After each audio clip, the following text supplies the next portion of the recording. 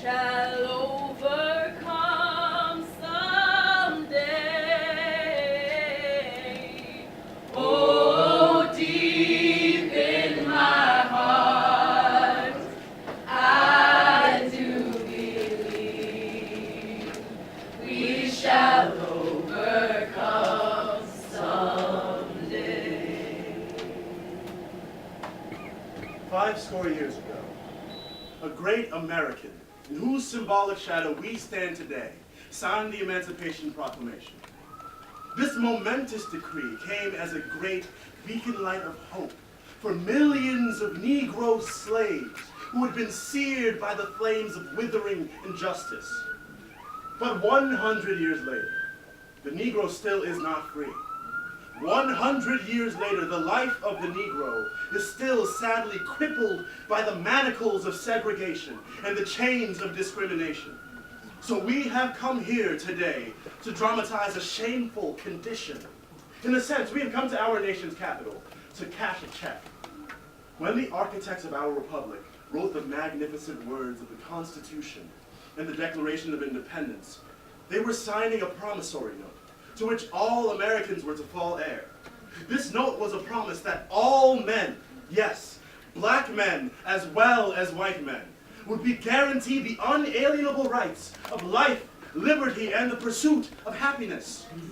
It is obvious today that America has defaulted in this promissory note insofar as her citizens of color are concerned. Instead of honoring this sacred obligation, America has given the Negro people a bad check. A check that has come back marked insufficient funds. But we refuse to believe that the Bank of Justice is bankrupt. We refuse to believe that there are insufficient funds in the great vault of opportunity of this nation. So we have come here today to cash this check. Now is the time to make justice a reality for all of God's children. I say to you today, my friends, so even though we face the difficulties of today and tomorrow, I still have a dream. It is a dream that is deeply rooted in the American dream.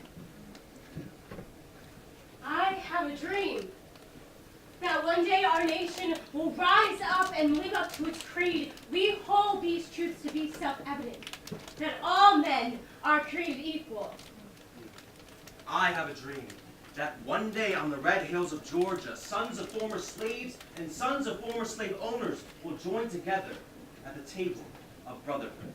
I have a dream that even the state of Mississippi, a state sweltering with the heat of oppression, sweltering with the heat of injustice, will one day be transformed into an oasis of freedom and justice. I have a dream that my 4 little children will one day live in a nation where they will not be judged by the color of their skin, but by the content of their character. I have a dream that one day every valley shall be exalted.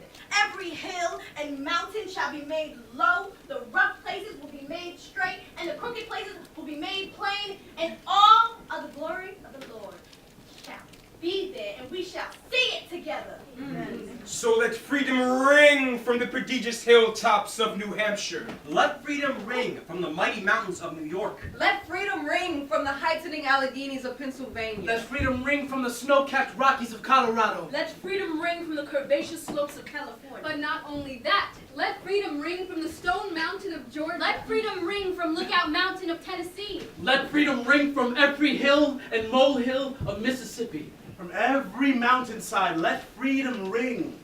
And when this happens, when we allow freedom to ring, when we let it ring from every village and every hamlet, from every state and every city, we will be able to speed up that day when all of God's children, black men and white men, Jews and Gentiles, Protestants and Catholics, will be able to join hands and sing in the words of the old Negro spiritual. Free at last! Free at last! Thank God Almighty, we are free at last! Precious Lord, take my hand, lead me on, let me stand. I am tired, I am weak, I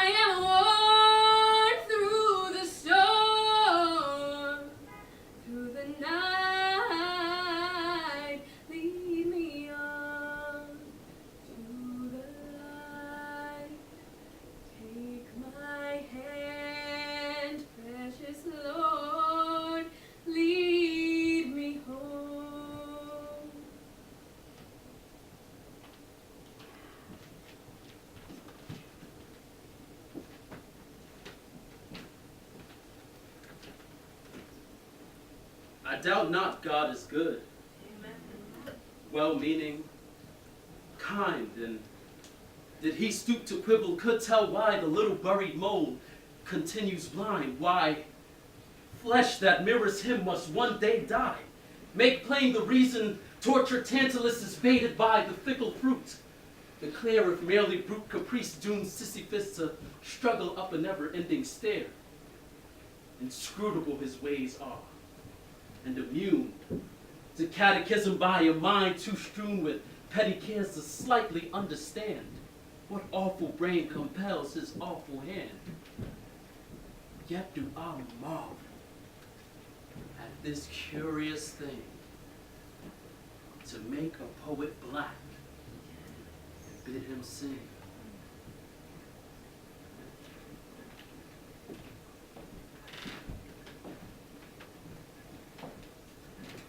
I think it must be lonely to be God. Nobody loves a master. No. Despite the bright hosannas, bright dear lords, and bright determined reverence of Sunday eyes, picture Jehovah striding through the hall of his importance. Creatures running out from servant corners to acclaim, to shout appreciation of his merits glare. But who walks with him, dares to take his arm, slap his shoulder, tweak his ear, buy him a Coca-Cola or a beer, poo-poo his politics, call him a fool? Perhaps, who knows, he tires of looking down. Those eyes are never lifted, never straight. Perhaps he tires of being great in solitude without a hand to hold.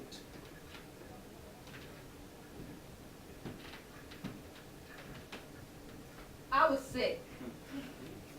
And my mother called me tonight. Yes, she did. She said she was sorry I was sick. But what she wanted to tell me was that I should pray. Or have her hunky preacher pray for me. She said, I had too much hate in me. She said, you know the way you think got lots to do with the way you feel. And I agreed. Told her I was angry a lot these days, and maybe my insides was too. She said, why, something wrong with your mind, girl, that's what it is. And I said, yes, I was aware a lot lately. And she said, if she had ever known education would have made me crazy, she would have never sent me to school. College, that is. She said, the way you work your fingers to the bone in this white man's factory just to make you a decent somebody, and here you are, not acting like decent folks, talking about hating white folks and revolution and such, and run around with Negroes who curse in public. She said, they call me this girl. Don't you know that? Don't you read the newspapers? I said, I don't believe. She said, you don't believe in God no more, do you? You weren't raised that way. You gonna die and go to hell. I said, I hope there wouldn't be no hunkies there.